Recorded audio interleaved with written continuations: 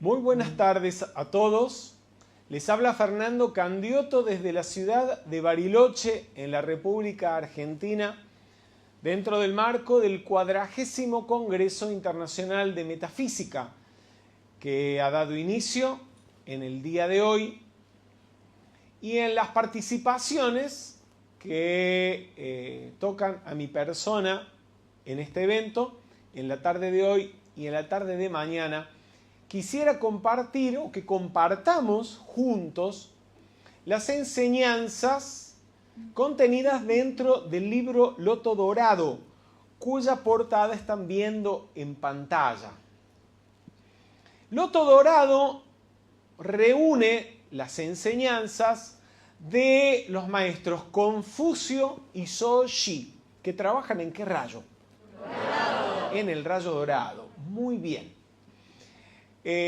La mayor parte de estos discursos, salvo fragmentos que encontramos en las meditaciones diarias, son inéditos. Acaban de ser traducidos al castellano, han sido tematizados, y vamos a encontrar el libro dividido en dos partes. No puedo decir dos grandes partes porque el libro no es muy extenso, aunque su contenido es intenso. Los primeros 4 capítulos, entonces, reúnen la instrucción que Confucio y Zhou-Yi dan sobre el templo del Loto Dorado que ellos dirigen y que se encuentra ubicado en el Tíbet, y que, como vamos a ver, no es un templo solo etérico, es un templo físico. También al respecto de las actividades que ellos llevan adelante en ese templo, y específicamente al respecto de temas como la conciencia crística y la conciencia búdhica. Y la segunda parte del libro reúne las enseñanzas que sobre todo el maestro Confucio comunica sobre el servicio que él prestara oportunamente cuando se desenvolvía como jerarca del templo de la Gran Hermandad Blanca. Ese templo de la Gran Hermandad Blanca está ubicado ¿dónde? En el Royal Teton, muy bien. Y el maestro Confucio fue el anterior jerarca de este retiro. Bien, estamos viendo en pantalla, además de la portada del libro, una imagen de la señora Zhou-Yi, obra del artista plástico venezolano Frank Alvarado. Es una maravilla, ¿sí? Una obra que pintara bajo los lineamientos o siguiendo los lineamientos que Rubén Cedeño le diera. Y refleja la belleza, creo que un modelo de belleza perfecta, si se puede utilizar ese término, de un ser femenino nacido en el Tíbet. Porque da a entender Lady Zhou-Yi que ella ha encarnado en numerosas oportunidades en el Tíbet, incluso en su última encarnación. Están viendo también en pantalla las páginas web a través de las cuales se pueden conectar o pueden comunicarse las personas que nos siguen para adquirir, si lo desean, la bibliografía que estamos trabajando, ya sea en formato digital o sea en formato impreso. Bien, vamos a hablar un poquito de la señora Zhou-Yi.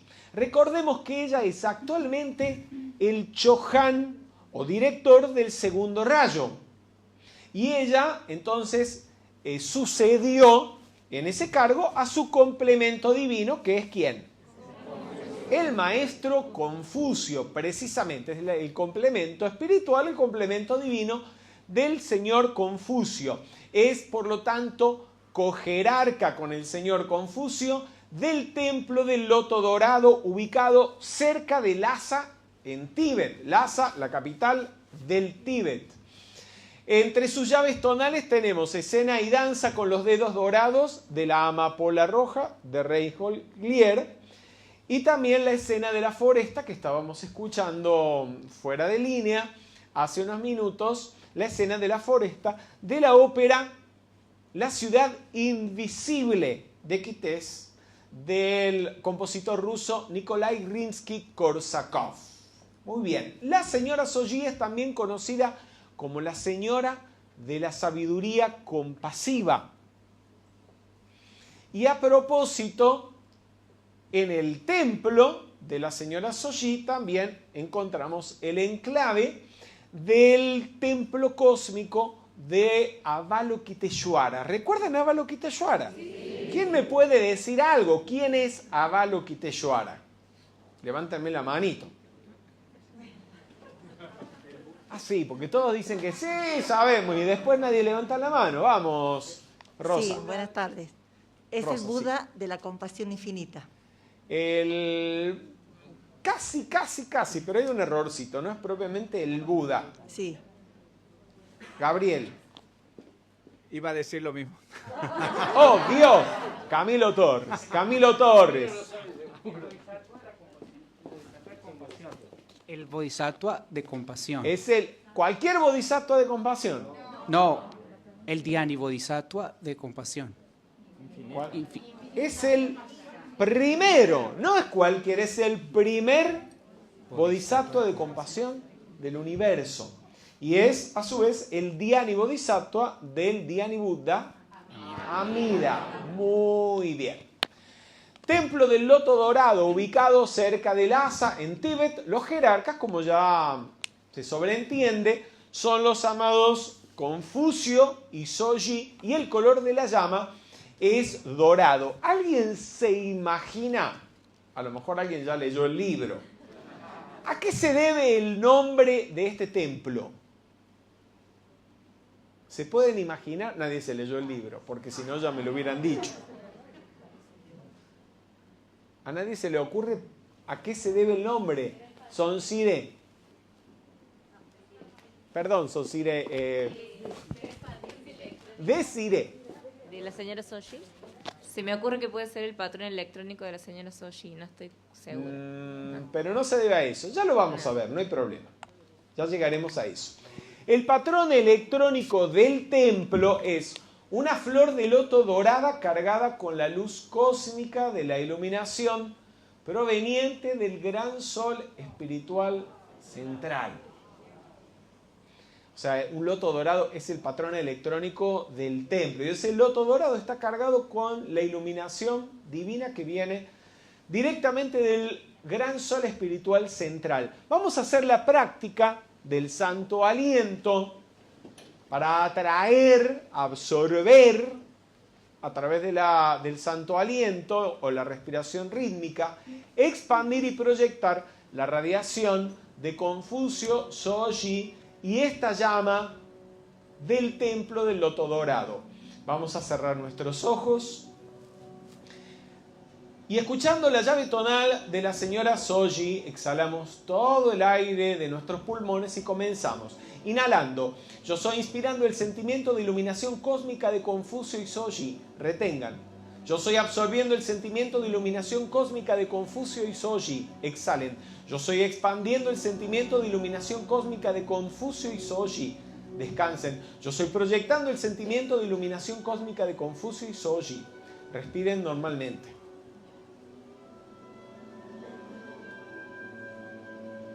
Inhalen. Yo soy inspirando el sentimiento de iluminación cósmica de Confucio y Soji. Retengan. Yo soy absorbiendo el sentimiento de iluminación cósmica de Confucio y Soji. Exhalen. Yo soy expandiendo el sentimiento de iluminación cósmica de Confucio y Soji. Descansen. Yo soy proyectando el sentimiento de iluminación cósmica de Confucio y Soji. Respiren normalmente. Inhalen. Yo soy inspirando el sentimiento de iluminación cósmica de Confucio y Soji. Retengan. Yo soy absorbiendo el sentimiento de iluminación cósmica de Confucio y Soji. Exhalen. Yo soy expandiendo el sentimiento de iluminación cósmica de Confucio y Soji. Descansen. Yo soy proyectando el sentimiento de iluminación cósmica de Confucio y Soji. Respiren normalmente. Y por última vez, inhalando.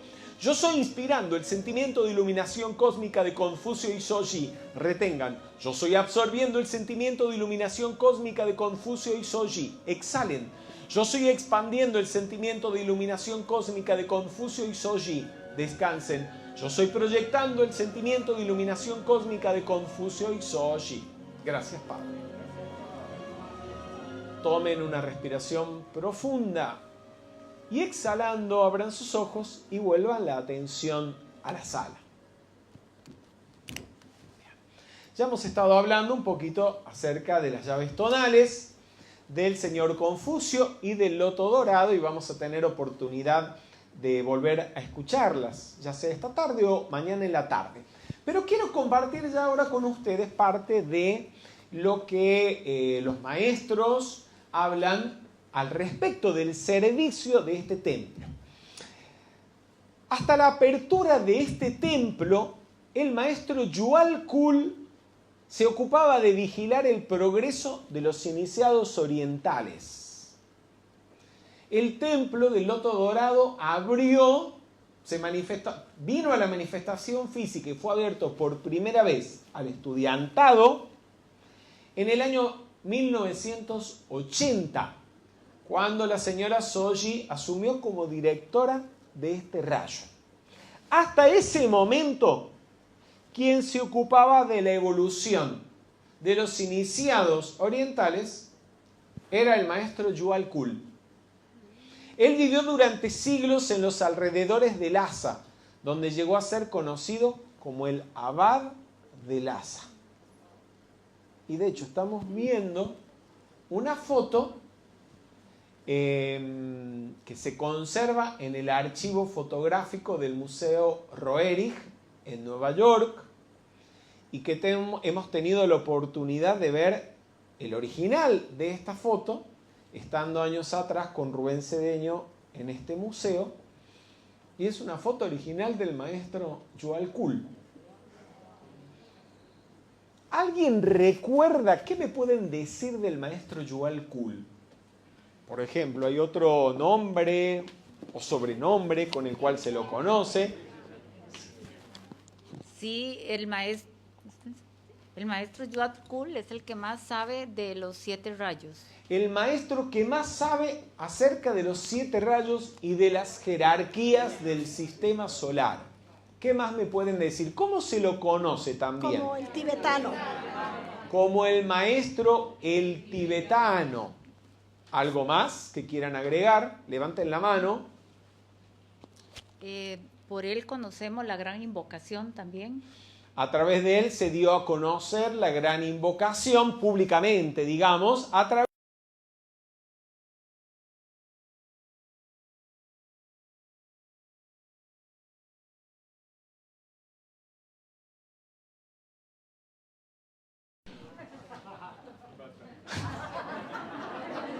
son facilitadores de metafísica la mayoría. La verdad, tenían que responder. Cuando llegó el momento en que el templo del Loto Dorado debía ser atraído desde los éteres, el maestro Yual Kul fue invitado a convertirse en el nuevo jerarca del templo de la Gran Hermandad Blanca en el Royal Teton. Hasta ese momento, el jerarca del templo del Royal Teton era el maestro Confucio. Y hubo un cambio ahí. Yual Kul fue invitado por el maestro Lanto a asumir el cargo de jerarca del retiro del Royal Teton, del cual el maestro Lanto es el patriarca. Y el maestro Confucio fue enviado a Oriente para hacerse cargo, junto con la señora Soji, del templo del Loto Dorado y de la evolución de los iniciados y de los discípulos más avanzados de Oriente. ¿Vamos? Bien. En ese acto el maestro Yual Kul aceptó igualmente asumir el cargo de instructor mundial junto al señor Kuthumi y al maestro Lanto. Dice la señora Soji: mi amado Confucio y yo nos ofrecimos a regresar a Tíbet para servir hasta que sea libre, hasta que el Tíbet sea libre y recupere su antigua gloria.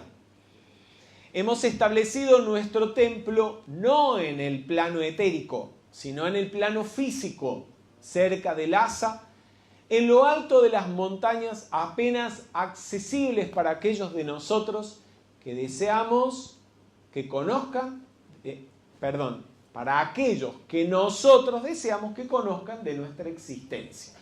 O sea, el templo permanece invisible para aquellos que no estén preparados o no hayan sido debidamente invitados a ingresar o acceder al retiro. Pero el retiro es físico y tanto el señor Confucio como la señora Soji tienen cuerpos que en caso de ser necesario, que ellos lo deseen, se pueden hacer visibles a la vista física de la gente. Ahí lo dicen. Nos han otorgado cuerpos etéricos para que podamos manifestarnos en nuestros cuerpos de maestros ascendidos tangibles, casi físicos, ante las corrientes de vida especialmente elegidas que vienen aquí hasta nuestro templo. Sí, ahora viene una recomendación, una sugerencia que si quieren la pueden adoptar. Si pueden, poder todos pueden, es muy fácil hoy en día, consigan una foto del Tíbet, de las montañas del Himalaya que yo contemplo a diario, y únanse a mí. Quiero que sean capaces de imaginarse dónde estoy.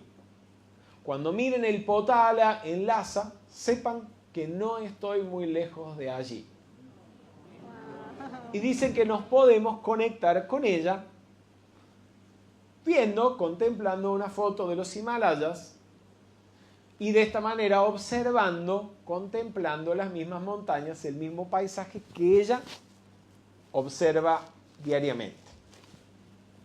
Así que lo pueden hacer. Hoy se consigue muy fácilmente, ahí tenemos algunas fotos que tomamos o nos tomaron cuando en el año 2005 estuvimos en Tíbet, tanto en Lhasa como en Shigatse, acompañando a Rubén Cedeño y recibiendo sus explicaciones. Un viaje inolvidable que con el favor de Dios algún día esperamos repetir o decretamos repetir. Gracias, Padre. En el Potala, que están observando, en una de las imágenes, se encuentra el enclave del templo cósmico de Avalokiteshvara y muy cerca de allí el templo de Confucio y Soji. Ahora vamos a lo que para mí, y creo que para todos, puede ser una sorpresa, y es enterarse de cuál es el propósito de este retiro. Y vamos a tratar, tanto en la actividad de hoy como en la de mañana, de ahondar juntos un poco en los objetivos de este retiro. El propósito del Templo del Loto Dorado es acelerar el entrenamiento de los chelas más evolucionados en el sendero. Que no seremos nosotros. Pero como todo el mundo está en un sendero de evolución, algún día llegaremos a ser un poquito más evolucionados. Este templo está dedicado principalmente al desenvolvimiento de la conciencia búdhica. Pero primero deben desarrollar la conciencia crística, un paso previo indispensable para entrar en el sendero que conduce a la sabiduría suprema. La sabiduría suprema o la conciencia búdhica. Entonces, el objetivo del retiro o el propósito del retiro, ¿cuál es? El desenvolvimiento de la conciencia búdhica. Pero dice que hay un paso previo, que es la conciencia crística. Bien. Y cuando habla del propósito, dice dos cosas. Que el propósito del templo es el entrenamiento de los discípulos más evolucionados. E inmediatamente continúa diciendo, el desenvolvimiento de la conciencia búdhica. En otras palabras, esos discípulos más evolucionados en el sendero espiritual o en la vivencia interna son los que están desenvolviendo, ¿qué cosa? La conciencia búdhica. Y los que todavía no han llegado al proceso de desenvolver conciencia búdhica están desenvolviendo ¿qué? Muy bien, la conciencia crística. Bien, entonces, a ver, ¿cuáles son? A ver si me ayudan.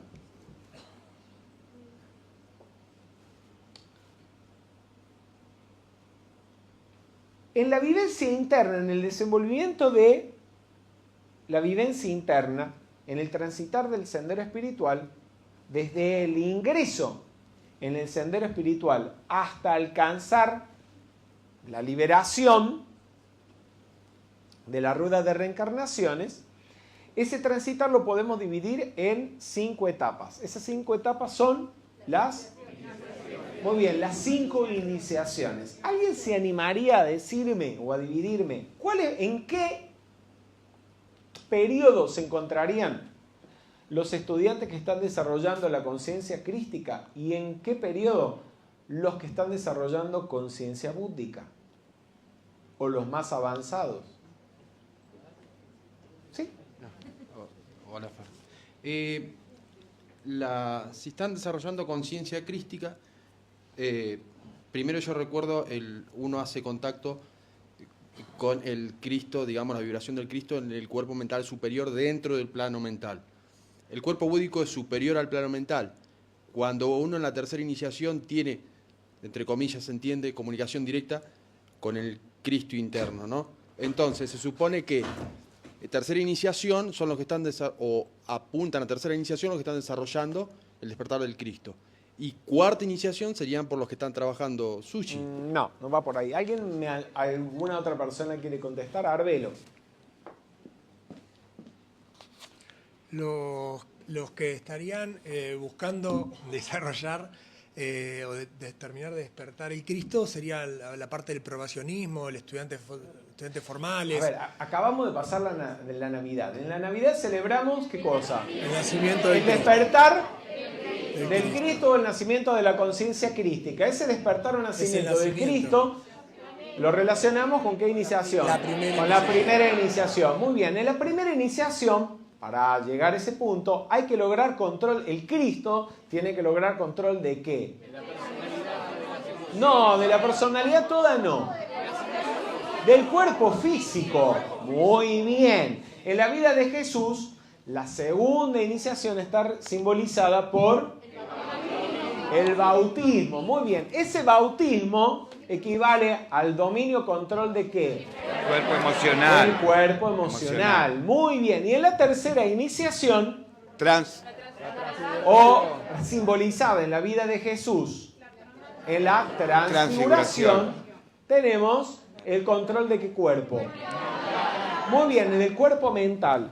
Cuando llegamos entonces a la tercera iniciación, el Cristo ha logrado pleno dominio de la tríada inferior, es decir, cuerpo físico, emocional y mental. Y envoltura mental. Por lo tanto, la personalidad y el Cristo son una misma cosa, están fusionados. Claro. El siguiente paso, ¿cuál será? La crucifixión. No entiendo nada. Levánteme la mano y alguien que me responda. Filo.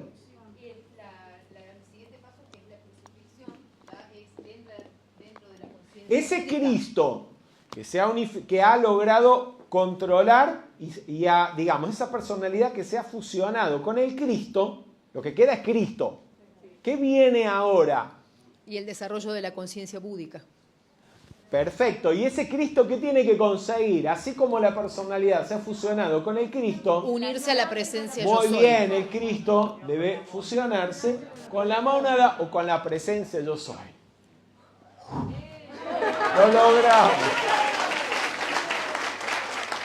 Lee Bitter, en Pláticas sobre el Sendero del Ocultismo, volumen 3, nos dice que hay 2 clases de discípulos, 2 clases de estudiantes en la vivencia interna. Primero, los que están tratando de unir la personalidad y el Cristo interno. Y segundo, ahí lo vemos, y los segundos son los que están tratando de unir el Cristo interno y la mónada. Mónada es sinónimo de presencia yo soy. Esos que están entre la tercera y la cuarta iniciación están trabajando por habiendo desenvuelto completamente la conciencia crística, siendo Cristos encarnados en el plano físico, emocional y mental, están trabajando por desenvolver plenamente la conciencia búdhica.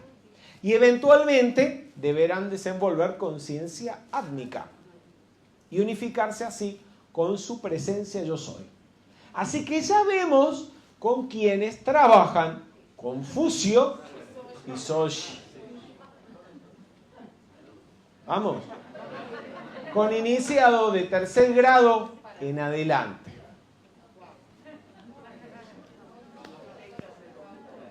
¿Qué hacemos nosotros estudiando esto? Tenacidad espiritual y coraje. Alguien que me ayude con la lectura. ¿Quién quiere? Por favor, Tosoni. Gracias. Nuestro retiro está ubicado en lo alto del Himalaya, pues mantenemos la tradición según la cual, si un chela es digno, tendrá desarrolladas las cualidades de tenacidad, unipuntualidad y coraje para hacer lo que sea necesario e ir a donde sea en pos de alcanzar la iluminación. Esto es simbólico de una tenacidad y de un coraje espiritual que no exigen que se vaya a ningún lugar físico, sino la superación de las iniciaciones del ser exterior. ¿Qué quiere decir eso? ¿Quién me interpreta o me dice qué entienden de lo que acabamos de leer? Si entendieron algo. Es castellano. Zulma. Y que no tenemos que pensar qué hacemos acá estudiando esto de primera, sino porque tenemos que ser tenaces, creer que podemos tratar de desarrollar esa conciencia por más que no estemos. Pero Zulma, ¿qué dice ahí? Bueno, dice que está el retiro ubicado en un lugar donde si nosotros tenemos tenacidad y estamos constantemente desarrollando las cualidades, podemos, a través de ese coraje y arrojo que puede tener un participante, llegar a ese templo. A ver, dice que para llegar físicamente al templo hace falta tenacidad y coraje. No Sí. es fácil. Pero después, a continuación, dice que es simbólico. En otras palabras, que hay que ir necesariamente al Tíbet. No, pero sí hay que tener ¿qué? Hay que tener una tenacidad y un coraje equivalente para atravesar las circunstancias o las iniciaciones, como lo llama, las pruebas, que hay que atravesar en el plano físico igualmente. Por ejemplo, para llegar aquí, muchos de ustedes, o todos, pasamos o tuvimos que resolver situaciones. Y hay quienes no las resolvieron, por los motivos que sean, y no han llegado aquí, o están llegando tarde, o no llegan. Entre las cualidades que hacen falta, tenemos tenacidad y coraje. Pero si uno quiere recibir, no digo iniciaciones, pero al menos ciertas bendiciones, a veces hay que movilizarse a los congresos, a ciertos lugares donde se va a dar una enseñanza, donde se va a dar una descarga de energía y de radiación. Y si usted no está allí, no la recibe. Y uno se da cuenta un poco de que va a pasar algo. Algo va a pasar en este viaje, algo va a pasar en este congreso, cuando situaciones atípicas, anormales, que hay que superar, que hay que resolver, poniendo en práctica lo que estamos aprendiendo o lo que hemos aprendido, uno se da cuenta de que algo está pasando y que a lo mejor desde los planos internos los maestros están moviendo algunos hilos. Bien. Dice Soshi, las 7 iniciaciones necesarias para convertirse en el Cristo fueron perfectamente ejemplificadas por el Maestro Jesús en sus experiencias en Luxor. Al repasarlas, pueden hacer una evaluación de su propio desarrollo. No sé si lo recuerdan, pero en el año de Serapis Bey estudiamos, porque el maestro Serapis Bey habla de estas iniciaciones y de los templos que se atraviesan cuando uno está bajo entrenamiento en Luxor y que conducen al pleno desenvolvimiento de la conciencia crística. ¿Alguien recuerda algo y quiere comentarlo, decir algo? Lo estudiamos ya. Tienen ahí la tapa del libro. Sí. Sí. ¿Qué recordás, Unzaga, de estas iniciaciones? Yo me acuerdo que estas iniciaciones te ponían un compañero complejo. Ah, esa es una de ellas. Te ponían a alguien que te hacía como la vida imposible. No era uno. No, por eso, eran varios. O sea, en cada uno. Te ponían 7. Por eso, te ponían en cada una de las etapas, te ponían un compañero. Bueno, eso me ha quedado bastante insoportable. Ahora, hay algo que Serapis Bey dice que se parece mucho a lo que acabamos de leer cuando la señora Soji explica que para desenvolver o manifestar coraje, tenacidad, no hace falta subir, o para atravesar estas iniciaciones no necesariamente hay que ir físicamente al Tíbet. ¿Qué dice Serapis Bey, Filo? Que ahora las iniciaciones están en la vida nuestra, en las ciudades donde nosotros vivimos. Exactamente, y que esa descripción que Serapis Bey da de los templos y de las iniciaciones no es literal, es igualmente simbólica de las pruebas o circunstancias que los estudiantes atraviesan en su vida diaria en el mundo externo.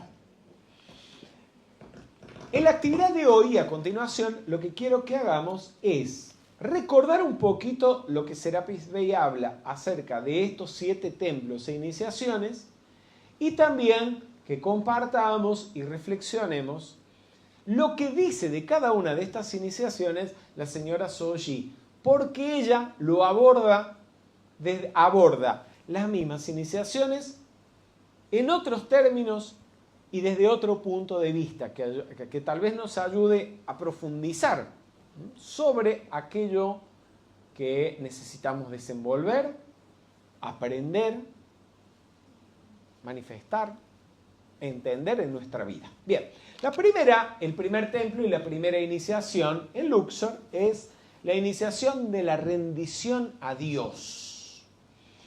Dice Serapis Bey, al entrar allí hay que renunciar a nombres, posiciones, títulos, en fin, a la sustancia de este mundo. En este primer templo viene la disolución de la rebelión, para lo cual se requiere una dosis de humildad. ¿Quién me dice algo al respecto de esto? Sí, Diego. Una cosa que veo ahí es que no quiere decir que uno se tenga que ir a encerrar a ese monasterio y quedar así en reclusión, sino que si bien uno puede tener todos esos nombres, posiciones o títulos, saber renunciarlos y vivir como si no los tuviera. ¿Dónde? ¿Cuándo? ¿En qué ámbito? Damián. Que no es solamente en la vida cotidiana, sino en una actividad, por ejemplo, de metafísica. Vos llegás, nadie sabe si sos doctor, si sos abogado, si sos millonario acá. Vos te sentás y tenés que limpiar el piso, hay que limpiar el piso. Vos tenés que acomodar el cuadro, acomodás el cuadro. Tenés que dejar todos tus títulos, dejar todo para empezar a colaborar. Cuando usted llega a una actividad de metafísica por primera vez, no quiero decir que cuando usted llegue por primera vez a una actividad, usted recibe una iniciación en la puerta.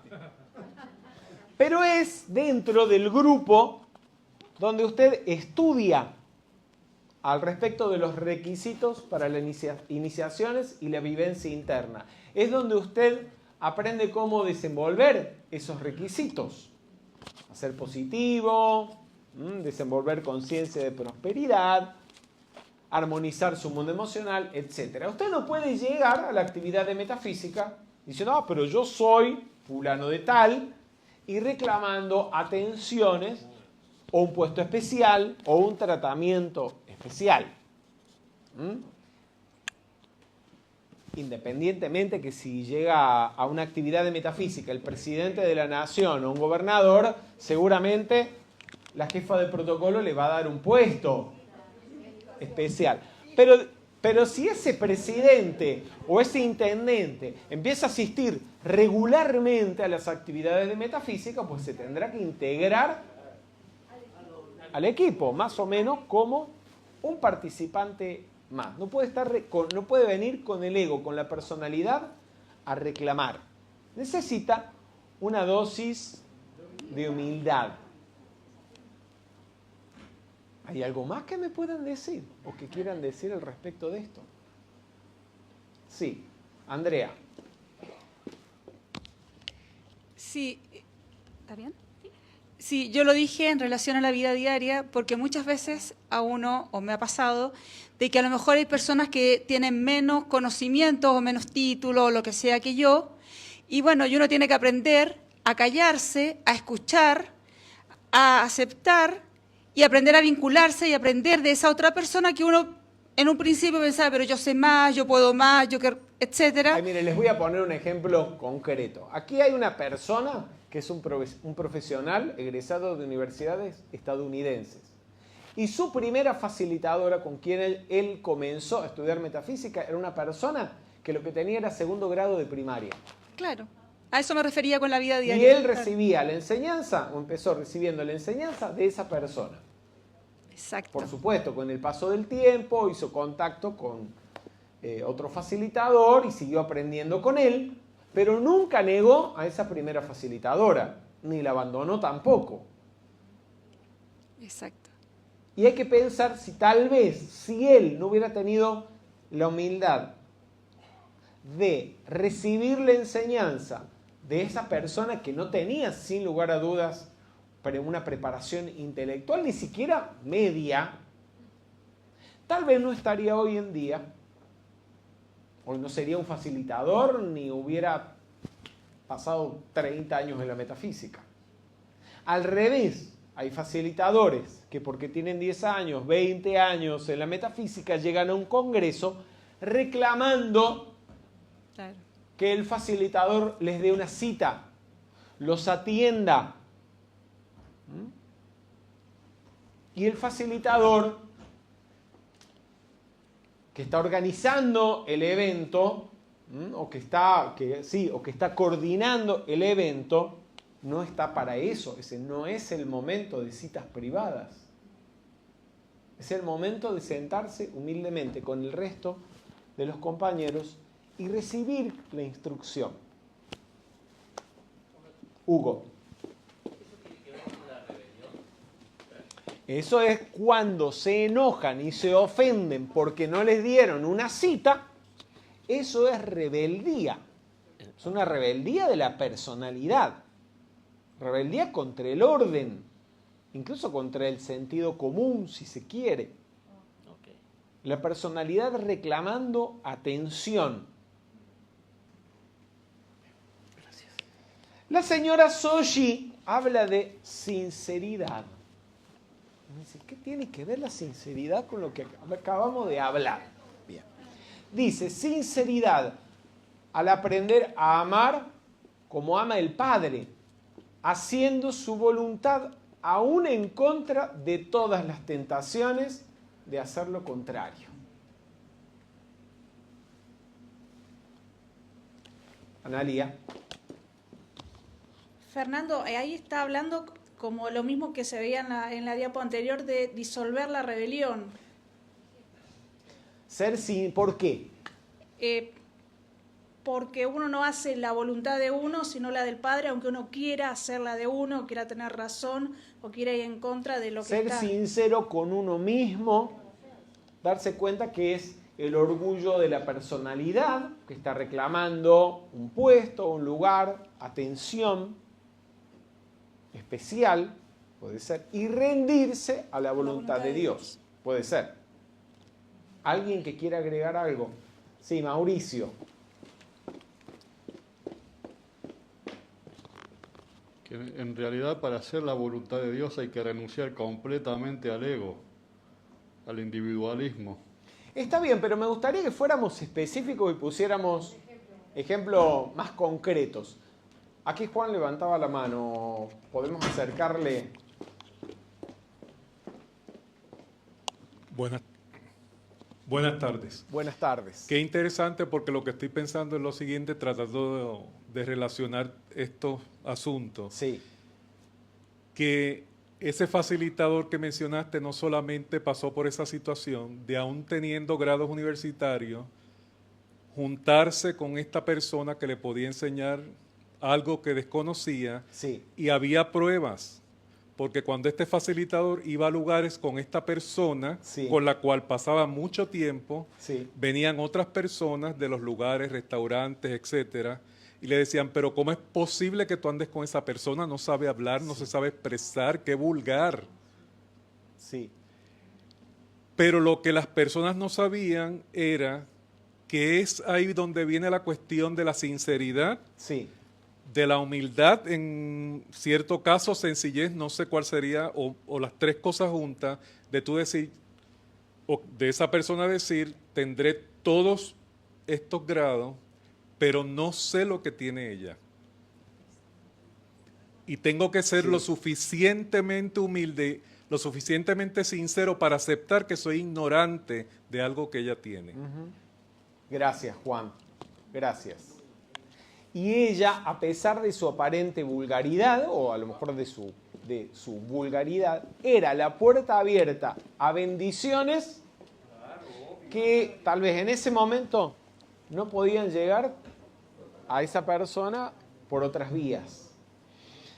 Dice la señora Soyes, haciendo la voluntad de Dios aún en contra de todas las tentaciones de hacer lo contrario. Esas tentaciones, o pruebas, si se quiere, tentaciones, digámosles, se pueden presentar desde el inicio mismo, y hay tentaciones físicas, tentaciones emocionales, tentaciones mentales de diverso grado. Al principio pueden ser muy físicas y aparentemente banales, y sin embargo, a veces hay quien las falla, como por ejemplo el que desiste de asistir a una actividad de metafísica porque llueve, porque hace frío, porque nieva, o por lo que fuera. O el que, esto es mucho más común, el que desiste de asistir a un congreso o a un viaje porque se celebra a fin de año, cuando la gente acostumbra a reunirse con la familia. ¿Sí? Y entre una opción y la otra deciden quedarse con la familia y tal vez evitar lo que ellos creen que pueden ser problemas familiares. Avanzamos. Segundo templo. El segundo templo es la iniciación del aprendizaje. El estudiante determina dónde puede prestarle mayor servicio a la comunidad. Desarrolla la comprensión de los principios universales al tiempo que presta servicio. De este modo evita la glotonería espiritual. Se le asigna un padrino que lo estimula a buscar la verdad y desconectarse de la conciencia de la masa. Ese padrino, ¿quién vendría a ser? Levántenme la mano, levántenme la mano. Por Arániga. El facilitador, un facilitador que verdaderamente haga eso, ¿no? Que te desconecte de la conciencia de la masa. Bien. No sé si quieren agregar algo. Esto obviamente se relaciona con todo el periodo en el que estamos estudiando, aprendiendo, formándonos. ¿Quieren agregar algo? Sí. Buenas tardes. Gracias. Esto me Sí, hace buenas tardes. recordar la situación del bichito, que al desconectarse de la conciencia de la masa es que ¿cómo te vas a poner la vacuna si eso no es de Dios? Porque desconocen el rayo verde y que eso es culpa del gobierno. Entonces, nos estimula a buscar la verdad. ¿Y cuál es la verdad? Que Dios es salud y que todo lo bueno viene de Dios. Para mí me llama la atención eso, me desconecto de esa conciencia de la masa. Yo creo que ella se está refiriendo a las fake news o tantas noticias falsas que circulan por allí y que personas sin discernimiento dicen, pero ¿cómo me voy a vacunar? Si yo estudio metafísica, ¿sí? Y con el rayo verde me puedo curar, así que yo me voy a curar con el rayo verde y no me voy a vacunar. Exacto. Pero en la metafísica no estamos predicando eso. Y les quiero decir algo, Jesús tampoco predicaba eso. Hace 2000 años a Jesús le preguntaron, agarraron una moneda y le dijeron, ¿y nosotros qué hacemos? Tenemos que pagar impuestos. Y Jesús agarró la moneda y les mostró, ¿quién está? ¿De quién es la efigie que aparece en la moneda? Del César. Pues dijo, denle al César lo que es del César. Si los gobiernos están solicitando, y ya en este momento no solicitando, sino exigiendo que se vacunen, que te vacunes, dale al César lo que es del César. Eso no tiene nada que ver con la metafísica. Te está vacunando no por una postura o no postura de un facilitador de metafísica o una supuesta postura de la metafísica, que tampoco es una señora tomando café en ninguna esquina, sino porque los gobiernos lo están solicitando, los organismos de salud pública. ¿Sí? Así como si usted tiene un negocio, una empresa, y el gobierno exige que usted pague impuestos, y si a una persona se le ocurre tener la empresa y no pagar los impuestos, ¿qué le pasa? Le puede venir el organismo de impuestos y cerrarle la empresa. Usted no puede decir, pero yo soy metafísico y en metafísico aprendemos a precipitar, ¿y por qué voy a andar pagando impuestos? No tiene nada que ver una cosa con la otra. ¿Me entiende? Cumpla con las leyes. Es más, y usted no puede ni invocar la llama violeta ni el manto de invisibilidad para que la oficina de impuestos no lo descubra. No puede, no le va a funcionar. Gracias. No le va a funcionar. Dele al César lo que es del César. Pague sus impuestos y ya.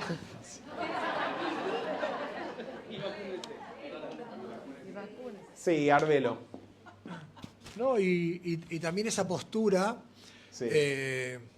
un poco responsable de estos antivacunas es que está hablando de los que estudian supuestamente metafísica, es desconocer que el rayo verde también es ciencia. Y con la Ni ciencia hablar. que hicieron esa vacuna. Que el maestro están Hilarión, negando la ciencia. Que el maestro Hilarión y el maestro Yuval Kul en los planos internos trabajan inspirando a los científicos, a los médicos, para que desarrollen nuevos métodos de curación y para aliviar el karma de la humanidad. Entonces miren la estupidez.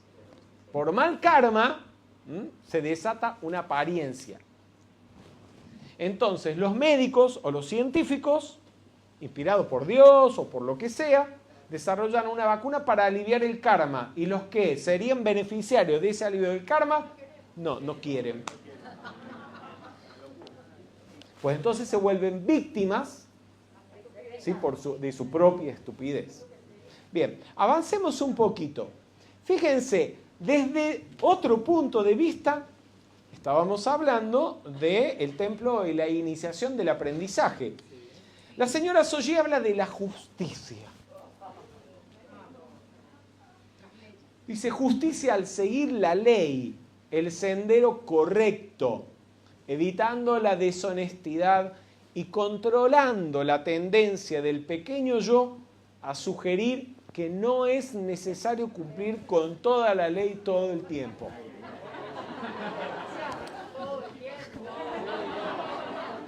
Da con todo la señora Soji, ¿eh?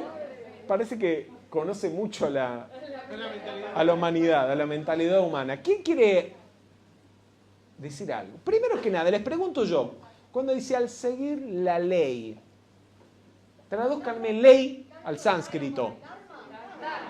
Dharma. Cuando hablamos del Dharma, Dharma es sinónimo de enseñanza y es sinónimo de ley. En los textos de los maestros leemos muchísimo la palabra ley.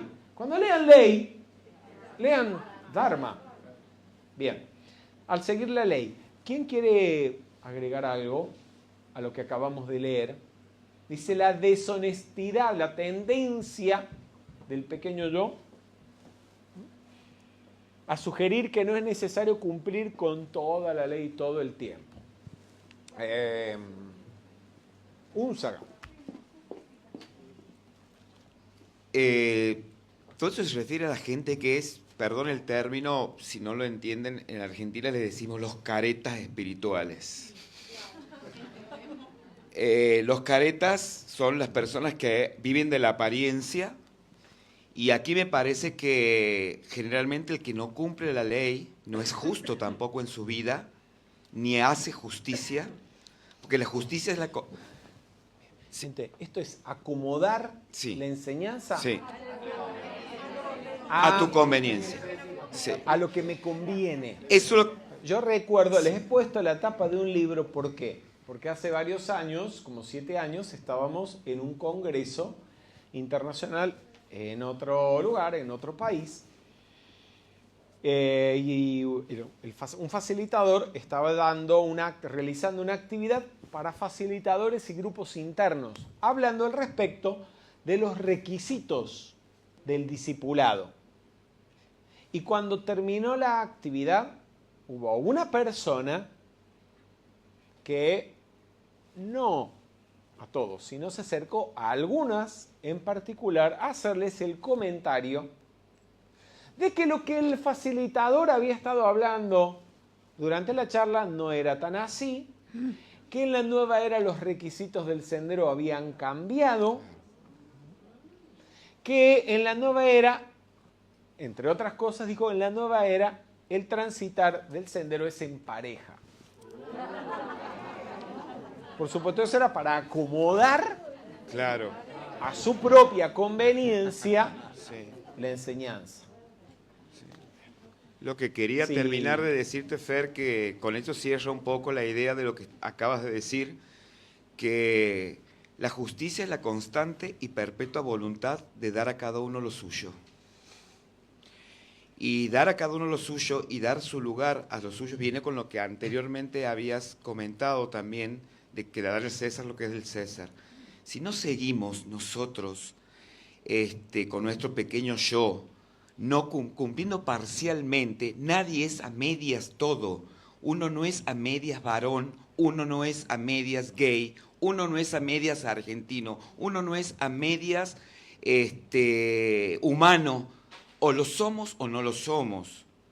Entonces creo que esta parte, estoy pegado con esto, te digo, así que la Soshi es como que nos está dando una visión bastante impactante por cosas que obviamente estoy hablándolas en base a experiencias. Bueno. Martín, o Diego, no sé. Diego Martín. Fer, una pregunta que no me estaría quedando claro. Ella nos está sugiriendo que no es necesario cumplir la ley todo el tiempo como si fuera una cosa mecánica. Dice exactamente lo opuesto. Que hay que seguir la ley y evitar la deshonestidad de uno mismo, ¿sí? Y la tendencia a acomodar la ley o la enseñanza a la propia conveniencia. Sí, por aquí vamos.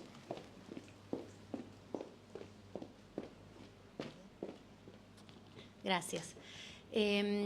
Luego de escuchar tantos ejemplos de algunos facilitadores que han desviado el camino, veo que es vital que cada uno desarrolle el discernimiento. Es vital, porque si no uno ve como el facilitador y la palabra santa, ¿no? La palabra de Dios, y en algunos casos, algunos lo hemos aprendido a sangre y fuego, de decir, primero desarrollar el discernimiento y siempre tener la conciencia de darse cuenta. Sí, sin lugar a dudas. Primer requisito de la vivencia. Tercer templo, iniciación de la tolerancia.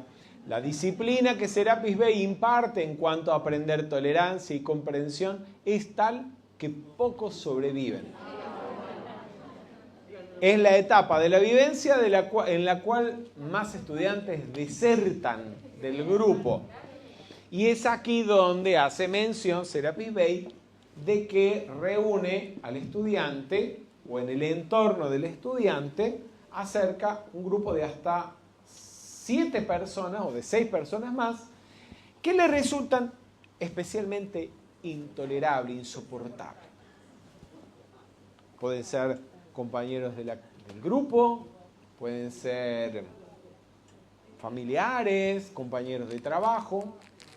Y cuando el estudiante logra armonizar con todos ellos, lo cambia a otro grupo donde hay otros 6 insoportables. Y así hasta que desenvuelva la tolerancia. Liliana, ¿querías decir algo?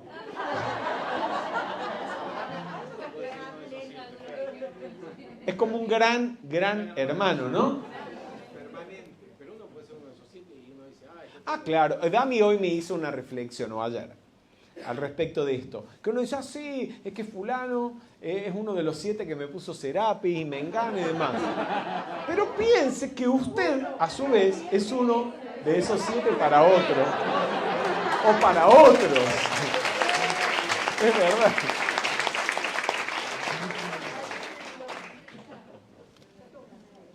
Muy bien, veamos qué dice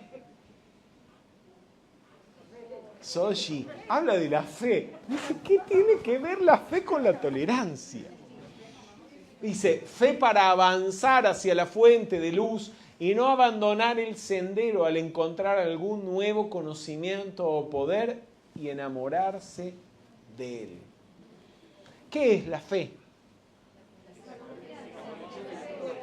Confianza en qué? Confianza en que todo va a salir bien. Confianza en el bien. ¿Y dónde está el bien? Pues confianza en el bien. ¿Y dónde está el bien? Y el bien está...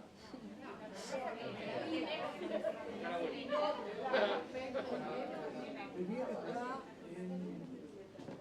en prestar servicio, en escuchar al otro, en hacer lo que tenés que hacer en el momento. Pero todas esas cuestiones son cuestiones que no están en ninguna parte. Sí, escuchar al otro, prestar atención. ¿Y qué tal si en vez de tener fe en cuestiones intangibles, invisibles o ideales, tenemos fe en nosotros mismos? Fe en que todo va a salir bien. Fe en el bien, en el bien, en la bondad y en las buenas cualidades en nosotros. Tenemos fe en la bondad y en el bien de la persona que nos comunica la enseñanza. Tenemos fe en nuestro prójimo, en la bondad y en el bien que hay en los demás. Y fe en la humanidad. En estos últimos meses, al respecto de estas noticias a las que algunos hacían referencia, encontramos personas que no tienen fe en la humanidad. No tienen fe en sus gobiernos, no tienen fe en ninguna autoridad. Y yo diría, en contra de toda prueba y de toda evidencia en lo contrario.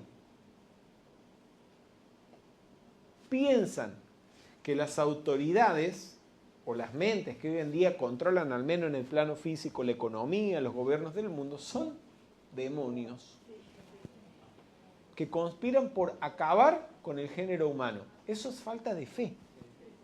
Y cuando usted piensa mal del que tiene al lado, es falta de fe en esa persona. Fe en el bien, en el Cristo, en que el Cristo interno de esa persona tiene más poder para manifestarse que la personalidad. Entonces, ¿qué tal si cultivamos la fe en el bien que hay en todos, en cada uno de nosotros, en el que tenemos al lado? Y así pensamos un poquito mejor unos de otros y seguramente eso va a ayudar a que nos vaya mejor en la vida. Y al mismo tiempo estamos indirectamente desenvolviendo tolerancia. Sí, Pepi. Justamente te iba exactamente eso, Fer, que sobre todo fe en el que nos resulta intolerable.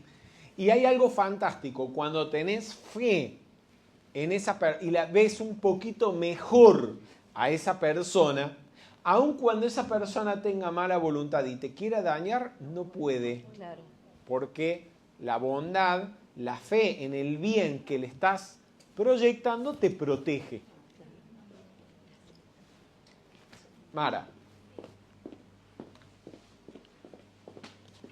Que también es como que todo está concatenado y relacionado, todas estas cosas, porque a su vez, para poder tener fe en la humanidad, en el prójimo, tengo que tener la humildad y la sinceridad para darme cuenta que yo no tengo la razón, que mi forma de pensar las cosas no es la única ni la verdadera, y que tal vez el otro, a quien yo lo estoy tratando de que es intolerante, o que no tiene razón, o que el gobierno esto o lo demás, tal vez esté haciendo algo bien. Es mi mirada la que no me lo permite ver por mis arquetipos mentales y etcétera, etcétera. Y para eso tengo que sincerarme y ser humilde. O sea, todo esto está concatenado. Cada uno de los ítems que va diciendo la señora Mara, Soshi. y puede ser que estés en lo correcto y que el otro tenga una postura incorrecta. Y aún así lo que haces es tolerar. Mientras la otra persona no esté haciendo daño, no esté violando ninguna ley, tiene derecho a pensar o a creer en lo que cree, aunque su postura no sea tal vez también correcta. También. Solo que por ahí puedo mirarme y darme cuenta que por ahí estoy agarrado a una postura que no es tan correcta como la que creía. Sí, pero tampoco caigan en un relativismo, decir, bueno, tengo que respetar al otro. Entonces, como le pasó a Rubén el otro día, tengo un negativo al lado que me está haciendo decretos negativos, tengo que respetarle el derecho de pensar negativo. No. O sea, que él piense negativo si quiere, pero que no me eche sus decretos a mí. Vamos. Cuarto templo, iniciación de la purificación. En Luxor forzamos a que las impurezas acumuladas salgan a la superficie de la mente consciente, de manera que el individuo pueda verlas tan impersonalmente como sea posible y luego, bajo la dirección de su gurú, se esfuerce por transmutarlas y poner su propia casa en orden. Esta mañana hablábamos un poquito al respecto de este tema cuando tratábamos de analizar un poco una palabra que era, si no me equivoco, soportar. Serapis Bey dice, perseveren. No, primero dice, sean constantes. Luego, perseveren. Después, soporten. Y al final, aguanten.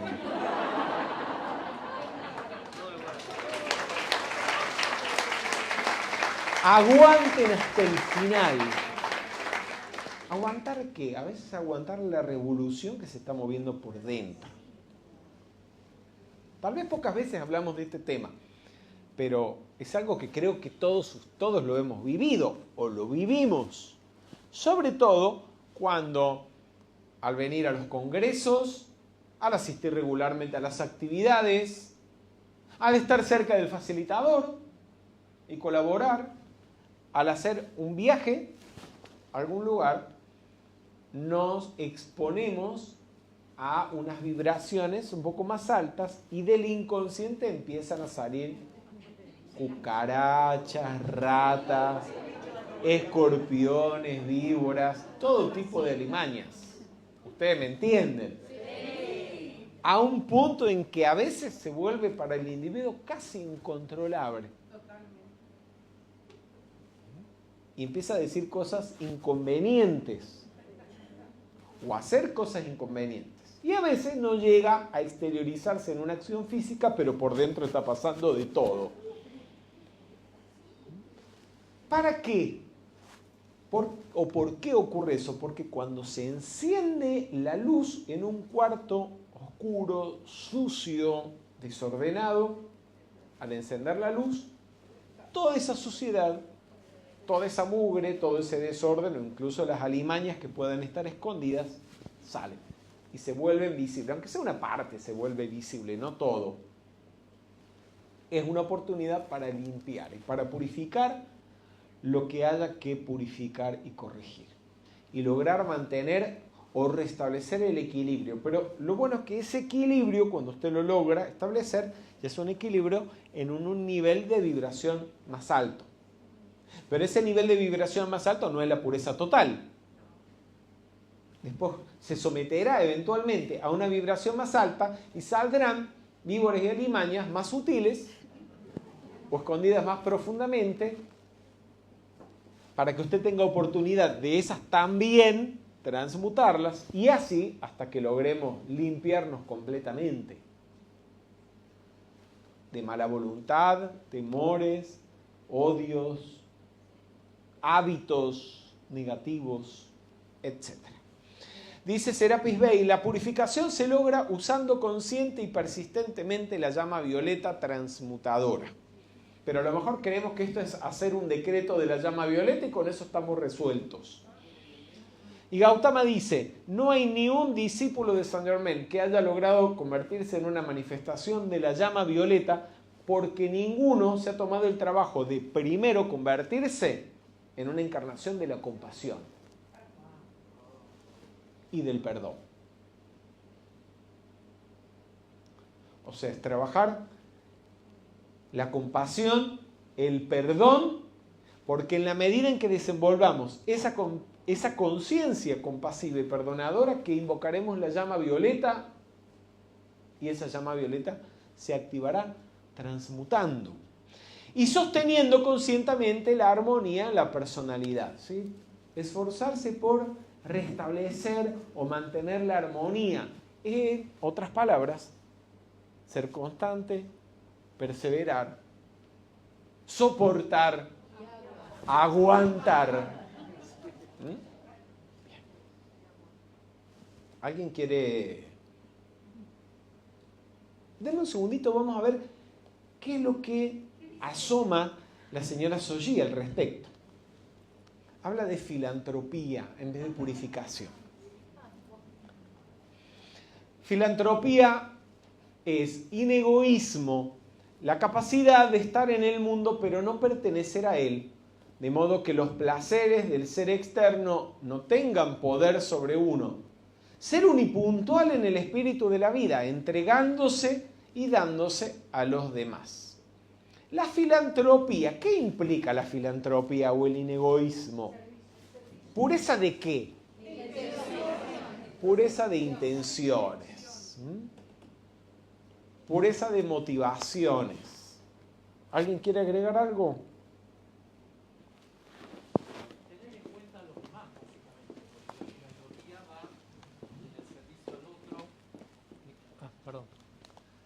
Tener en cuenta a los demás, o sea, el dejar la personalidad de lado y servir para el beneficio y el desarrollo de los demás. ¿Alguien quiere decir algo más? Marcela, levanta la manito para que te lleven el micrófono. Yo quería decir también que el inegoísmo, esa capacidad de servir a otros, es lo que te saca también de vivir un mundo en la personal. O sea, el mundo centrado en uno, en los problemas de uno, en tu depresión, en tu mundo. Y esa filantropía es la que te hace, en el fondo te sana, te cura, te hace trascender. Porque ya no vive uno centrado en uno, sino que vive centrado en los demás. Son los demás los que te motivan. A ver si aterrizamos un poco. Dami.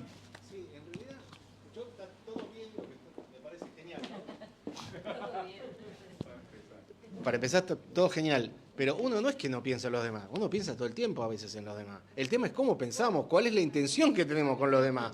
¿Para qué me acerco a fulano? ¿Por qué? Quiero que los demás me hagan caso. Claro, una cosa así. Por ejemplo, doy ¿eso es correcta intención? ¿Es una motivación pura? Ok.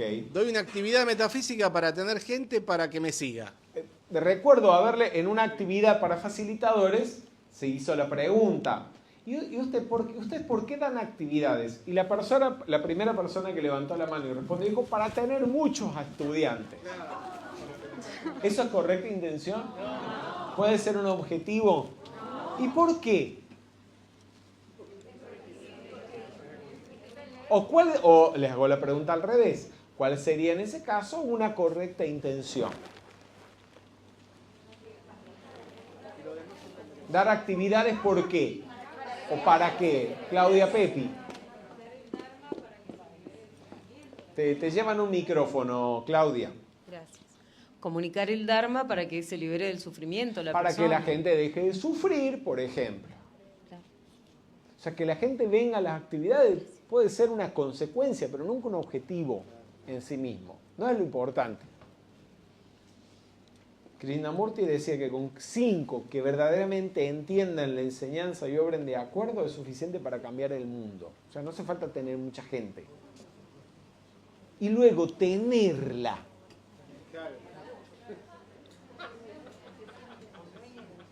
A ver, en un país democrático, donde la gente es libre, usted tiene a gente.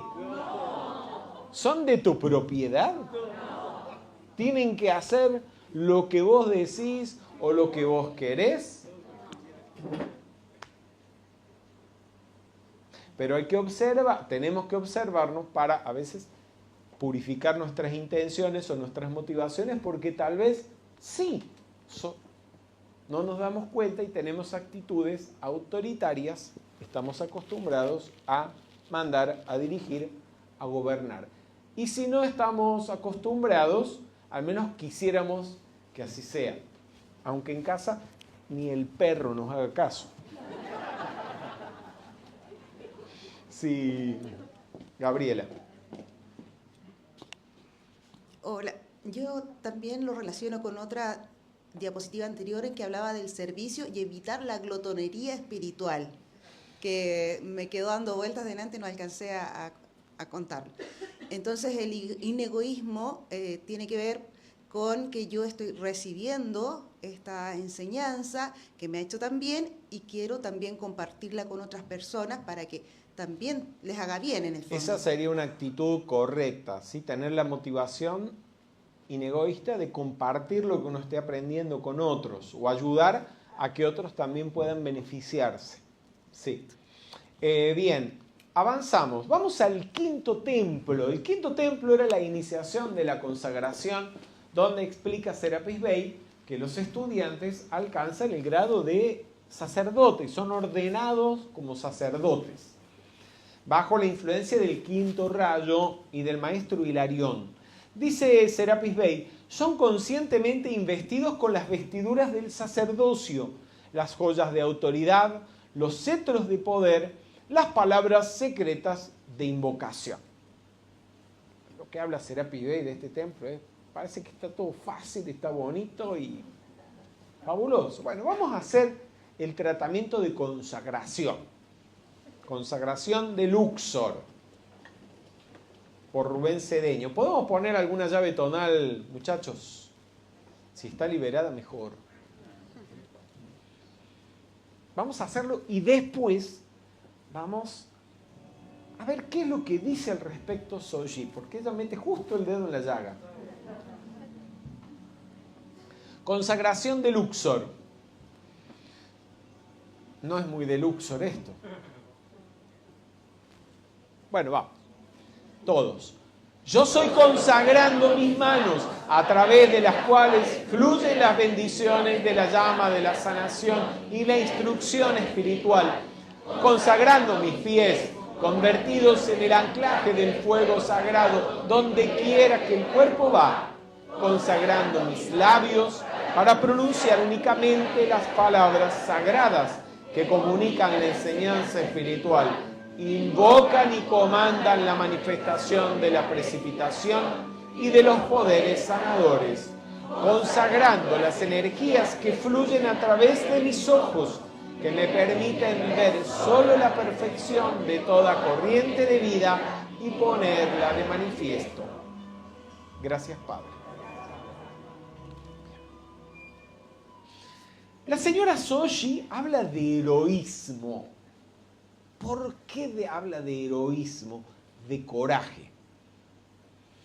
Porque Serapis Bey explica Que el tema es que cuando los estudiantes llegan al quinto templo, a la iniciación de la consagración y se convierten en sacerdotes, es tan bonito todo que muchos prefieren no avanzar a la siguiente iniciación o al siguiente templo, lo cual puede implicar el riesgo de perder lo que han alcanzado en ese quinto templo de la consagración. En otras palabras, el miedo a salir del ámbito, ¿sí?, de lo conocido, al, ¿cómo se dice psicológicamente?, al área de confort, el temor de abandonar el área de confort y perder lo que se ha alcanzado, correr el riesgo.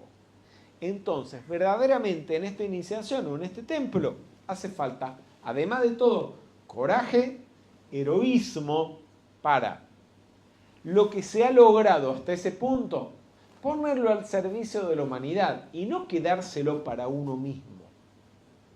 Porque los estudiantes no se convierten en sacerdotes para gozarse los títulos alcanzados, para llamar la atención sobre sus personalidades, por las investiduras, los anillos, las joyas sacerdotales adquiridas, sino que todo eso que han recibido es para que lo utilicen en servicio de la humanidad.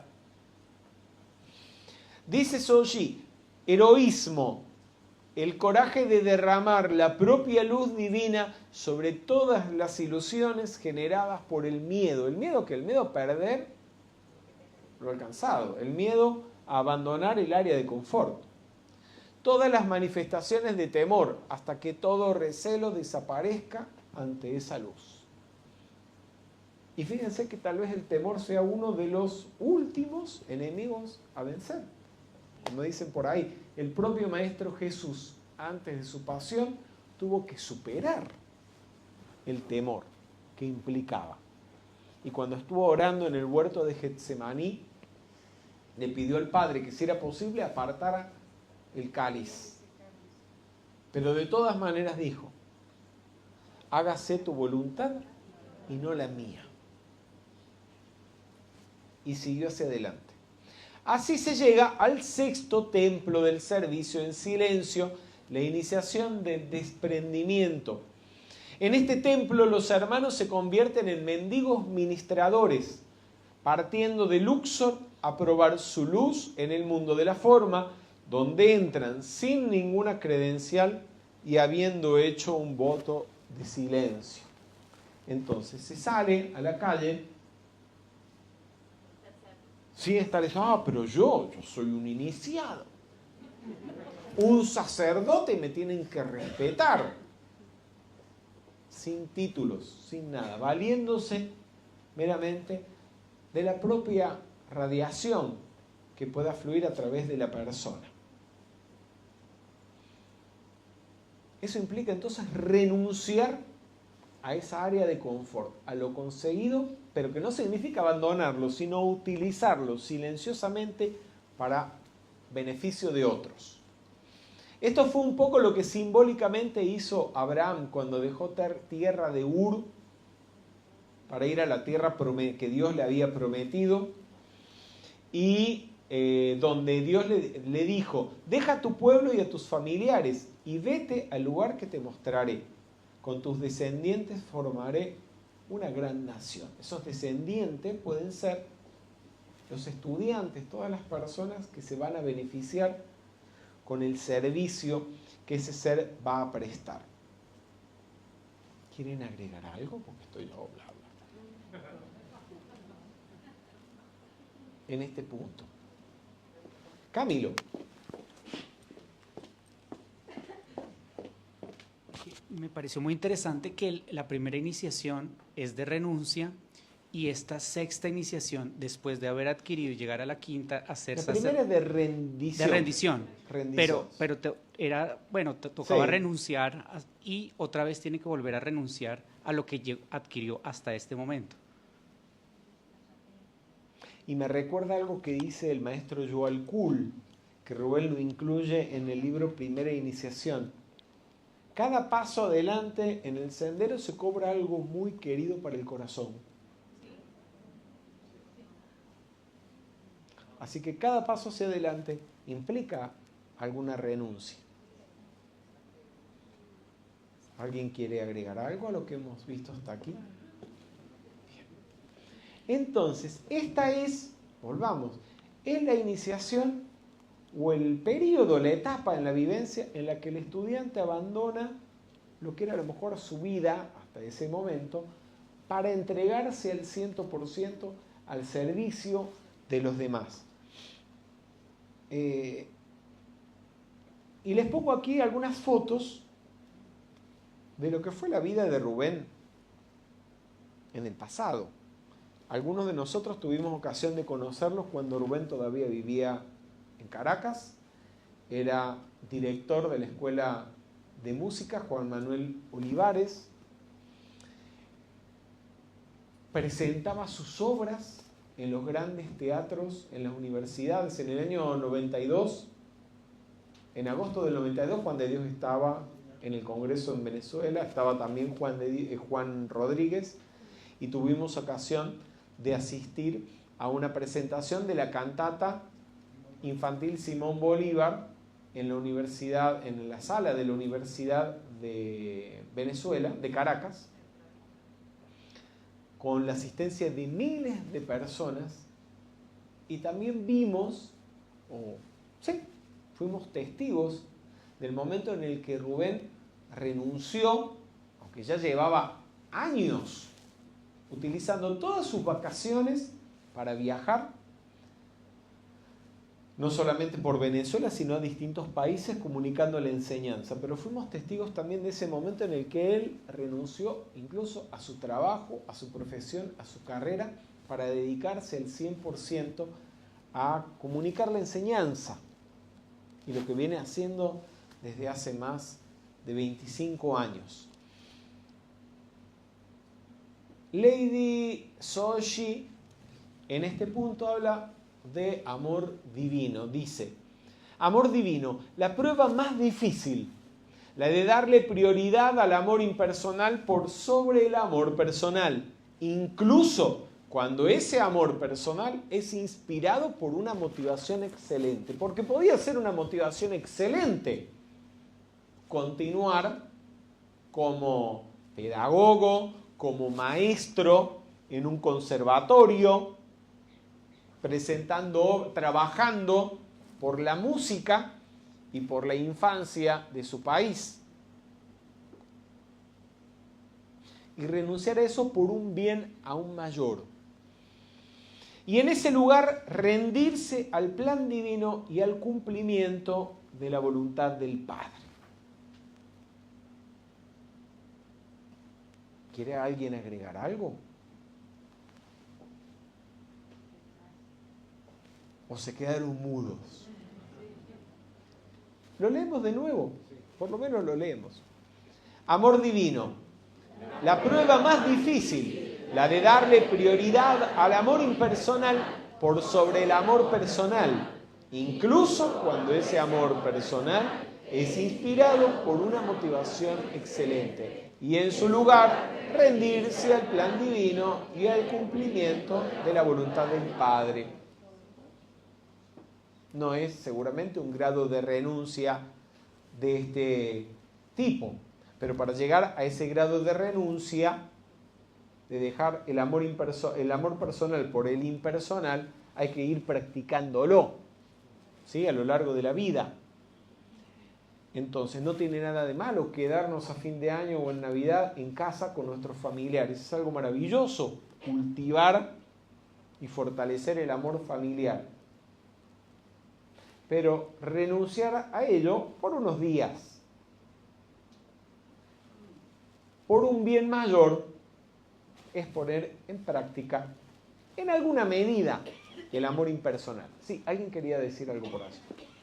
Levanta tu manito, por favor.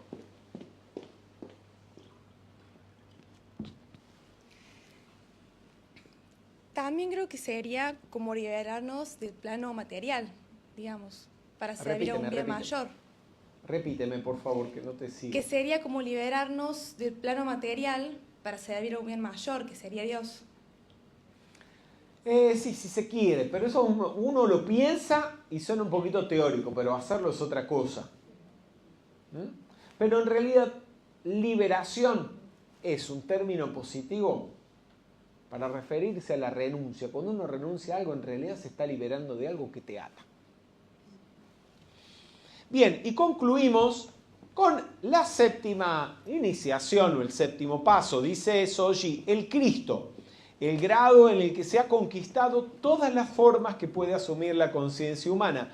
Ya no se es un buscador, un aprendiz o un chela, sino un maestro del amor. Y, como lo conversamos previamente, en la tercera iniciación, el Cristo asume completo control de la personalidad. Y esto está representado en la vida del Maestro Jesús por su transfiguración. En la transfiguración, Jesús aparece iluminado entre tres de sus discípulos, San Pedro, Santiago y San Juan, que simbolizan metafísicamente los vehículos inferiores, el cuerpo físico, la envoltura emocional y la envoltura mental, que están rendidos a los pies del Cristo, reconociendo su luz. Vamos a dejar la actividad de hoy aquí y mañana, hoy hemos hablado un poquito al respecto de la conciencia crística. Mañana vamos a avanzar y conversar un poquito al respecto de lo que tanto Confucio como Soji nos hablan de la conciencia búdhica. Buenas tardes y muchas gracias.